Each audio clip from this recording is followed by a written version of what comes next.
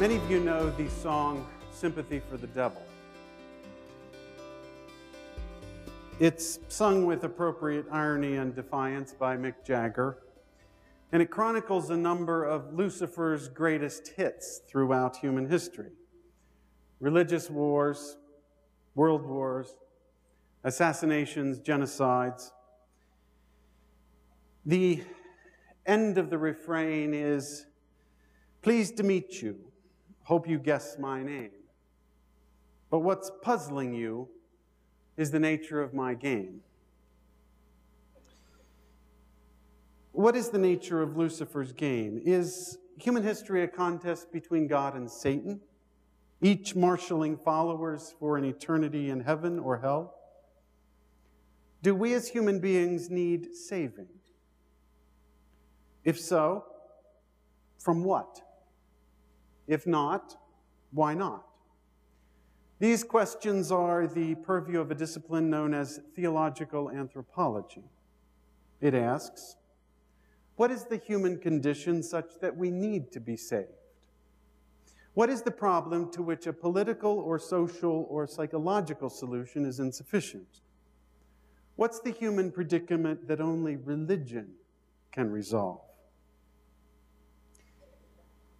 In a well-known story from the book of Genesis, Adam and Eve disobey God by eating from the tree of knowledge of good and evil. Their disobedience leads God to expel them from the garden, an act which signifies their fall from primordial goodness into a state of permanent sinfulness. Hence the Christian doctrine of original sin. So if the original sin is the sin of disobedience, some atonement for that sin must be made in order for the sinner to be saved. But what if that's not the story? What if the meaning of life is not based on supernatural revelation and human disobedience? What then? What is the fundamental human problem in that case? Thomas Hoving is longtime director of the Metropolitan Museum of Art, and he believes that the painting by Edvard Munch titled The Scream is one of Western civilization's greatest works of art. The stunning thing about this abrupt, almost brutal painting, he says, is that it truly stands alone. Before Munch, depictions of human fear and pain were shown through events such as epic battles, hand-to-hand combat, the torturing of saints, or people being attacked by fierce animals. Some of these portrayals are indeed frightening, but they're not as frightening as Munch's image of psychological fear. Yet nothing in Munch's landscape pretends a sense of horror. The sunset may look a little odd, but it's not the end of the world or the advent of a Holocaust or the beginning of a nuclear war. Or is it all of these? That's why The Scream works so well, he says. Its power lies in the peacefulness of its setting and the absence of anything to be afraid of. There's another quality to this painting that heightens the sense of foreboding even further. The person stands alone. The two other people in the picture stand at a distance, aloof, unmoved by the anguished cry of the person before them. No matter what prompted the scream and no matter the consequences that follow, the suffering happens alone. Recall that we are constituted by our relationships. That's the first principle of the universe. As Whitehead put it, we are dependent on the universe for every detail of our experience. If that's the first principle of the universe, then the most profound human error, the fundamental human sin, the word sin means to miss the mark, it's an archery term. The most fundamental sin is to live as though we're not dependent. And we often do. We pride ourselves on being self-reliant and self-sufficient. Our nation was founded on a deep-seated belief in the freedom of the individual. This freedom extends to every aspect of our lives, including the political realm as democracy, the economic realm as capitalism, as well as the religious realm as the motive force behind the Protestant movement. I described that earlier in talking about Luther. This emphasis on the autonomy of the individual is known as liberalism, and it accounts for many of our greatest accomplishments: political freedom, human rights, economic opportunity, and religious liberty. But this liberating emphasis on the individual also represents our greatest danger. Lord Acton once warned that every institution ultimately fails through an excess of its own first principle. The greatest temptation we face, I believe, is the temptation to disregard our utter dependence on the people and the world around us. For the most part, I believe we have succumbed to this temptation. In a recent book that is worth your reading titled Restless Souls, The Making of American Spirituality from Emerson to Oprah, the Princeton historian Lee Eric Schmidt observes that in religious terms, Americans are restless souls. Countless Americans have rejected their inherited faith tradition and become what he calls spiritual seekers, turning to individualized sources of enlightenment. In other words, they have become spiritual rather than religious. This trend is not a new feature of American religious life, according to Schmidt. We didn't discover spirituality for the first time in the psychedelic days of the 1960s, nor did we first notice mysticism when Madonna took up Kabbalah, a form of ancient Jewish mysticism. Pro basketball coach Phil Jackson was not the first American to find Buddhism enlightening, nor did Oprah pioneer the idea that spirituality involves feeling good about ourselves. This penchant for being spiritual lone rangers has been a part of our national character from the very beginning. We've always been a nation of seekers. In 1860, Ralph Waldo Emerson put it this way: "The stern old faiths have all been pulverized. 'Tis a whole population of gentlemen and ladies out in search of religions." It soon became clear where they would find these new religions. In 1871, the historian John Weiss said in his book, American Religion, "America is an opportunity to make a religion out of the sacredness of the individual." The challenge for the individual, once emancipated from the need to seek salvation in this life, was to find meaning and purpose in it. The search for spiritual depths took myriad forms, many of them either generated or shaped by the transcendentalists. Ralph Waldo Emerson, for example, sought direct mystical experience of the infinite, often through the contemplation of nature. Henry David Thoreau, late of his cabin on Walden Pond, sought meaning in solitude. He put it this way: "To be in company, even with the best, is soon wearisome and dissipating. I love to be alone." Walt Whitman took the opposite approach.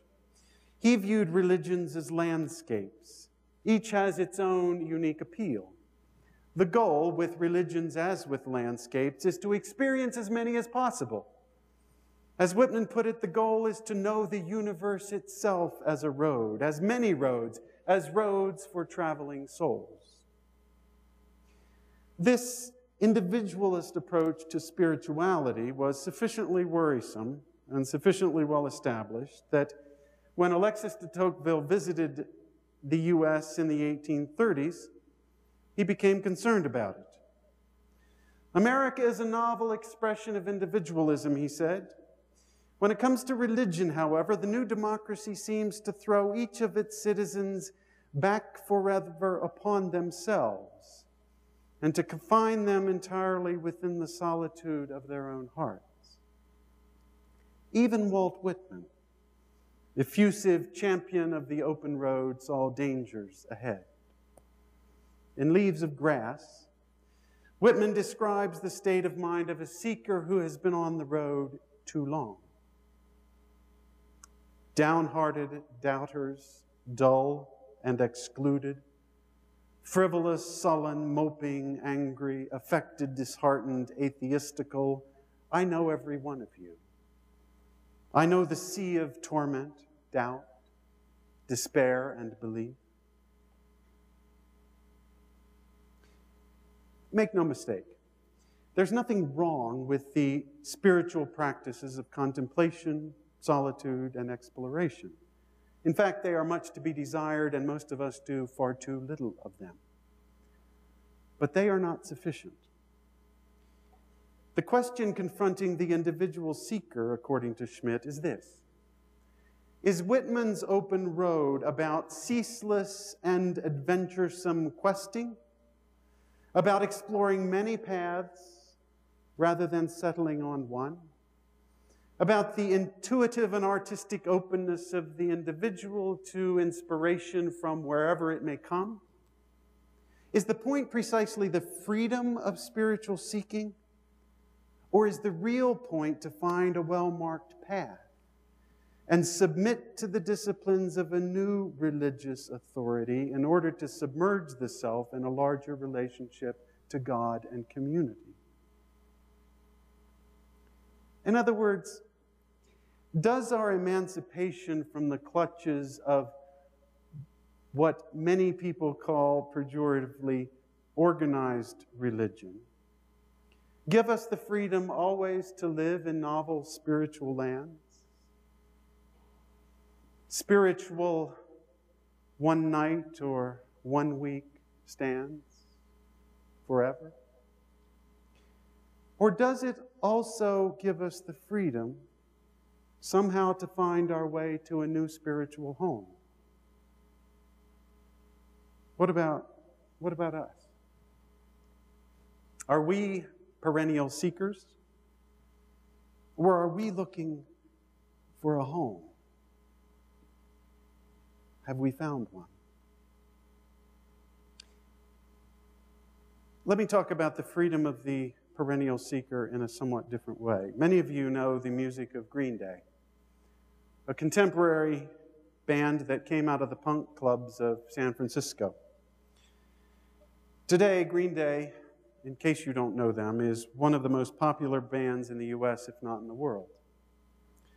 Green Day is sort of like, to put them in perspective, like The Who in their talent for rock anthems, like the Beatles in their flair for pop sensibilities, and like Bob Dylan in their commitment to social and political commentary. They also write remarkably good ballads, one of which won the Grammy for Best Song and Best Record of the Year in 2005. The album on which the Grammy Award-winning song appeared is called American Idiot. It was the third best-selling album of 2005. Like Green Day's previous album, American Idiot is fueled by two passions: a deep-rooted aversion to authority and a deep-seated sympathy for outcasts.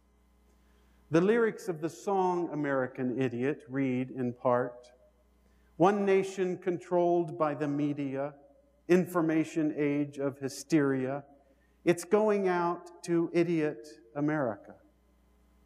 Welcome to a new kind of tension all across the alienation. Everything isn't meant to be okay." In common usage, the word idiot means a person who is foolish or stupid. In fact, the word actually means a person who is ignorant. But the original meaning of the word idiot comes from an ancient Greek word idios, which means one's own or private. In this sense, the true meaning of the album title American Idiot appears in the song Boulevard of Broken Dreams, the exquisite ballad that won the Grammy Award for Best Record. This is my question. Where does the Boulevard of Broken Dreams end?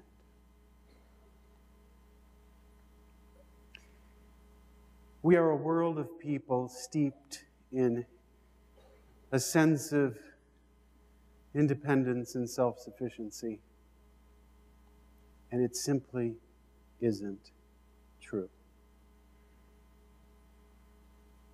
We are utterly dependent on the people in the world around us. And when the only heart beating that we hear is our own, what do we do but, as the song says, wait for someone up there to find me? And this is what I believe. There is no one up there to find us. What I want to be able to say, and what I do say, is that I know where the Boulevard of Broken Dreams ends. It ends in places like my congregation and yours, where people who have no one to reach out to, who have lost their sense of connection, where there are people around them to love them and support them, where they can walk in and say yes. The Boulevard of Broken Dreams ends here.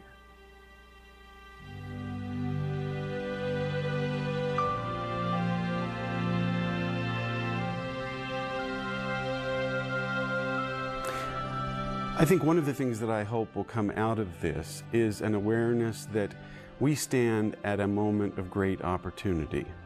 Our world is divided between these two great options.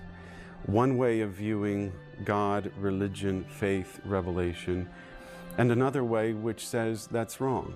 There are literally millions of people, tens of millions of people in this country whom I believe are hungering for another way, a way to think about faith and religion and religious community and God that gives them hope and meaning and purpose in a secular age.